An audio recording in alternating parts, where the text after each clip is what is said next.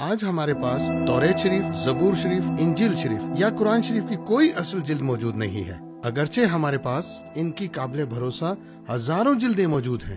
آئیے دیکھتے ہیں دراصل قرآن شریف کے ساتھ کیا ہوا تھا۔ دیکھیں، جب نبی کریم پر قرآن مجید نازل ہوا تو قرآن مجید کے تمام الفاظ ان کے صحابی لکھ لیتے۔ وہ ان الفاظوں کو پتوں پر، ہڈیوں پر یا جو کچھ بھی ان کے پاس ہوتا اس پر لکھ لیتے۔ وہ وہی الفاظ لکھتے جو حضور اکرم پر نازل ہوتے۔ یہ پتے یا ہڈیاں یا دوسری چیزیں حضور اکرم کی زندگی میں کبھی جمع نہیں کی گئیں۔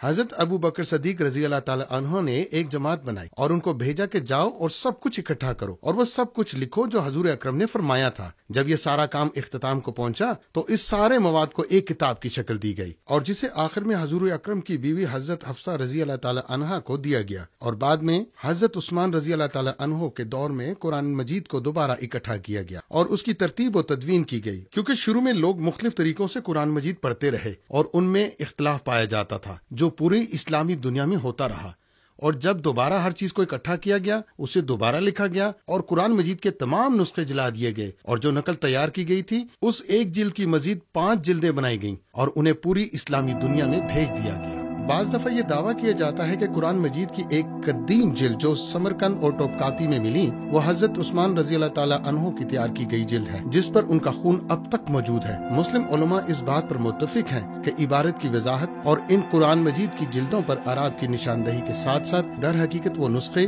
خلیفہ عثمان رضی اللہ تعالی عنہ کے دور کے بہت بعد کے ہیں۔ اس وقت موجودہ ابتدائی نسخوں کے کچھ حصے نبی کریم کی وفات کے تقریباً 70 سال بعد کے ہیں۔ بالکل اسی طرح انجیل شریف کے ابتدائی نسخوں کی باقیات اپنی اصلی تحریری حالت کے 50 سال بعد کی ہیں۔